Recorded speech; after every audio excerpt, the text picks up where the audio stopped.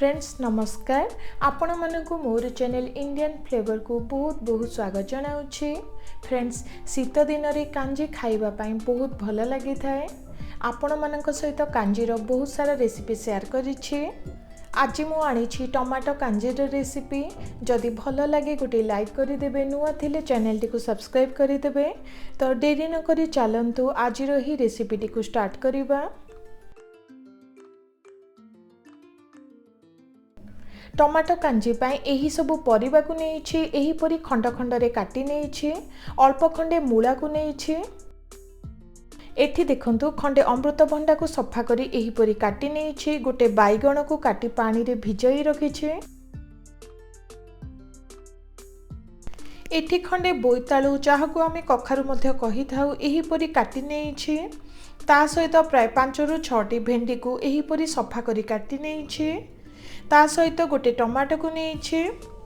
जेहेतु टमाटो कांजी प्रस्तुत करूछंती टमाटर क्वांटिटी टिके अधिका दरकार।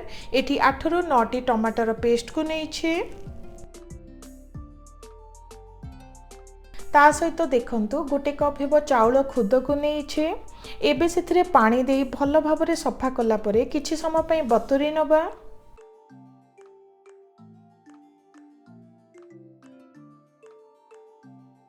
फ्रेंड्स एठी गोटे बड़ तसला को नेइछि। प्राय 6 ग्लास हेबो पानी को किछि समय पई फुटाई नबा।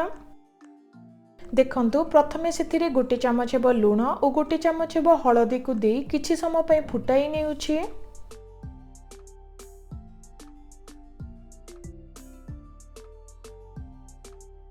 किछि समय परे पानी फुटिबा को स्टार्ट कलानी। भिजाई रखिथिबा खुद चाउल को एबे सेथिरे देई दबा।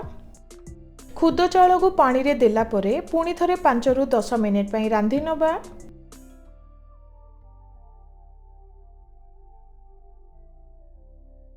किछि समय परे देखंतु चाउल हल्का टिके सिझी गलानी। एबे सेथिरे परिबा दबा। फ्रेंड्स देखंतु जेउ सब परिबा टिके टाणुआ अछि सेही परिबा सब को देई दबा। एठी मो बाइगण और भेंडी को छाड़ी बाकी सब परिबा को देली। बाइगण और भेंडी को परे यूज करिबा।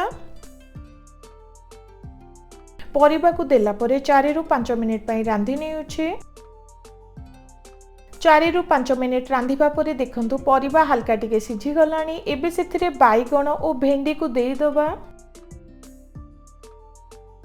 बाइगण और भेंडी को देला परे पुणी थरे 3 रु 4 मिनिट पई रांधी नेउछि। ए भितरे चलंतु नेक्स्ट प्रोसेस स्टार्ट करिबा। फ्रेंड्स एठी गोटे चमच हेबो सोरिष तेल को गरम करि नेउछि। सोरिष तेल टिके गरम हेई आसिलानी। एबे सेथिरे टमाटो बटा को दबा। ता सहित दरकार हिसाब रे अल्प टिके लूण और गोटे चमच हेबो लंका गुंड को देई प्राय 2 रु 3 मिनिट पई रांधी नेउछि।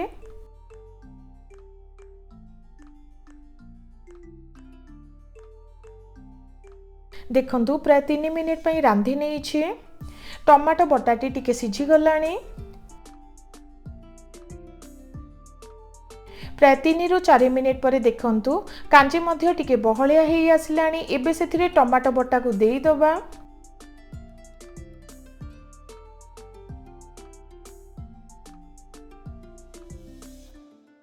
टमाटो बटा को देला परे भलो भाबरे सब को मिसाई नेउछि। फ्रेंड्स एठी आंबुल ऐड करिवार किछि दरकार नुहे। आउ टिके खट्टा बढ़ेबा पई एठी मो 2टी आंबुल को देउछि। आंबुल को देला परे पुणी थरे भलो भाबरे सब को मिसाई नबा। भलो भाबरे मिसाई पुणी थरे 2 रु 3 मिनिट पई रांधी नेउछि। प्राय 3 मिनिट पई रांधी नेली। देखंतु कांजी ऑलमोस्ट रेडी हेई गला। एबे चलंतु फुटण प्रस्तुत करिबा। प्रथमे गोटे चमच हेबो सोरिष तेल को गरम करि नेउछि। तेल गरम हैला परे सेथिरे 4टी सुखिला लंका को दबा। ता सहित अल्प टिके हिंग को देउछि। एबे सेथिरे गोटे चमच हेबो पंचफोरन को दबा। पंचफोरन को देला परे हल्का टिके भाजी नेउछि। देखंतु फुटण हल्का टिके भाजी गलानी। एबे सेथिरे प्राय 4 रु 5टी कंचा लंका को देउछि। ता सहित किछि भृषंग पत्र को दबा जहा द्वारा सुंदर बास्ना और टेस्ट आसीबो। शेषरे सेथिरे किछि रसुण कोळ को देउछि। रसुण कोळ को देला परे प्राय 2 रु 3 मिनिट पई भाजी नबा।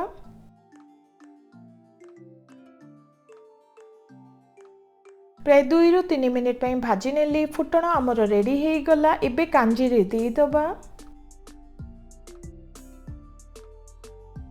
देखंतु कांजी रे एबे फुटण को देई दबा।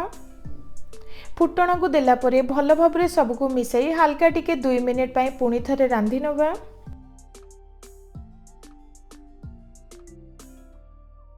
तो फ्रेंड्स देखंतु टमाटो कांजी हमर रेडी हे गला।